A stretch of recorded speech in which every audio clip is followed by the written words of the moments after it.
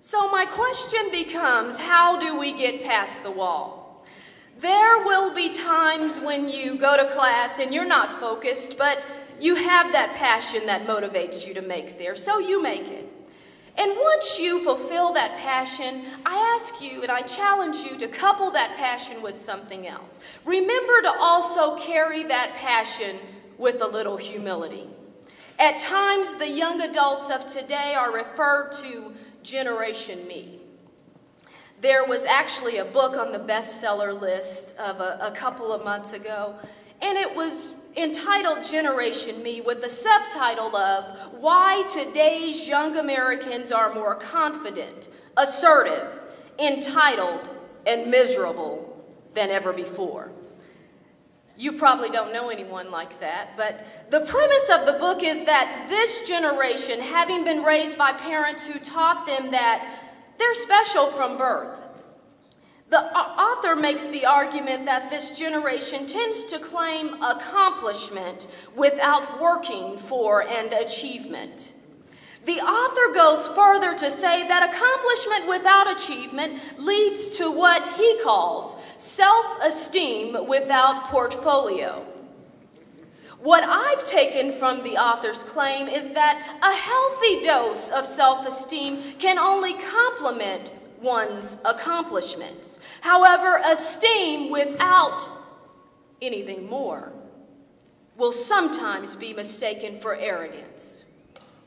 Against the backdrop of this complicated, competitive world we live in, one's high self-regard is certainly necessary.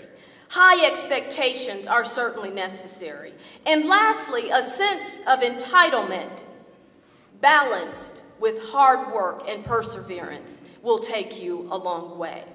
So no matter how much potential you think you have, a little humility will serve any successful person well. Further, you must focus on doing your best in the job you have rather than plotting to get the job you think you deserve. An often quoted proverb states, "Your gifts will make room for you and bring you before great men." What I think this means in a nutshell is be realistic. You no doubt will be good at something if your passion drives you and if you're humble along the way. But that also means knowing and accepting your own strengths and weaknesses. In other words, look at yourself honestly, understand your passions, but you should also know your skills. Know your temperament, know your limitations. Choose a course, choose a career path that stirs the fire in your belly without necessary or unnecessary heartburn. You must identify what it is that makes you a successful person. Not everybody is going to be good at the same thing.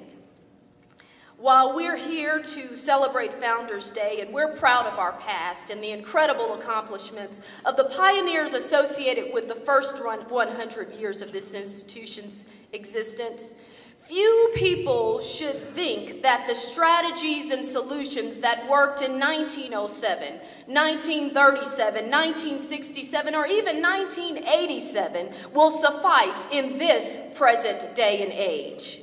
We can't help but be proud of the work and accomplishments of those who came before us. That's why we're here. Not just to celebrate, but to groom ourselves to be the next first, or possibly the only in the various fields that you're preparing to enter. Today, there's little time like the present to simply begin to promote and foster taking an approach that's more imaginative, innovative, and entrepreneurial and creative.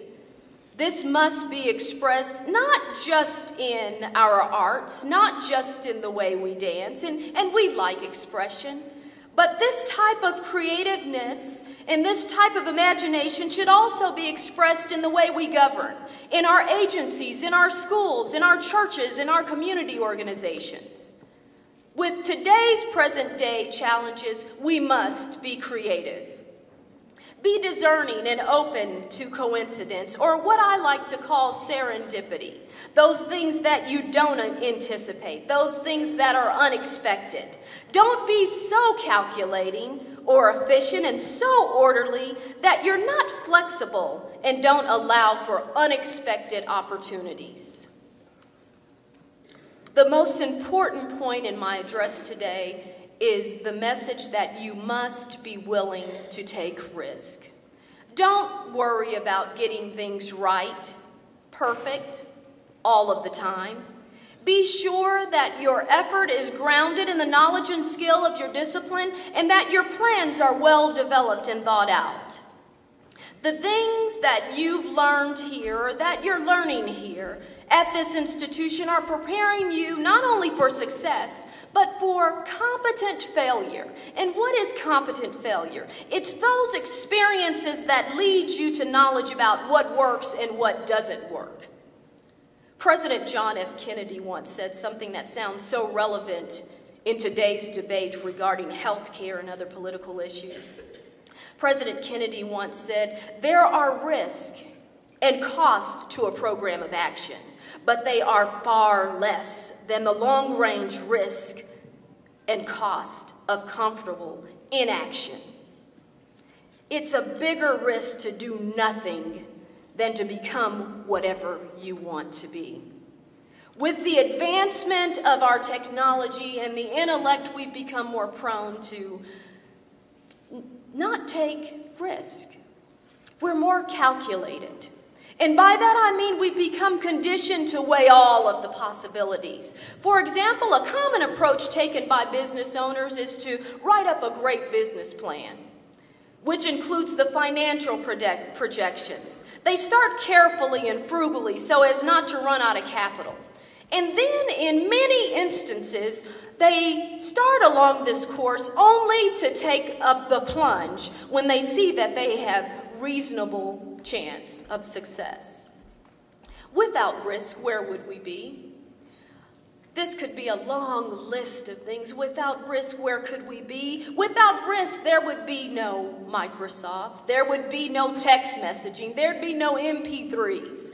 Without risk, man would have never walked on the moon. And without risk, we wouldn't have a president by the name of Barack Hussein Obama. Without risk, there would be no Langston University. In this room here today among us, there are future business owners, future senators, doctors, attorneys, heads of universities, and possibly a future president of the United States. Students of Langston University, faculty and staff. You're a visual symbol of the capacity to think clearly and creatively. You're a symbol of the ability to express thoughts effectively. You exhibit, just by being here today, the character necessary to live active, productive, and responsible lives. As we go on from today and depart from this celebration, I challenge you to define the course for your journey. Thank you.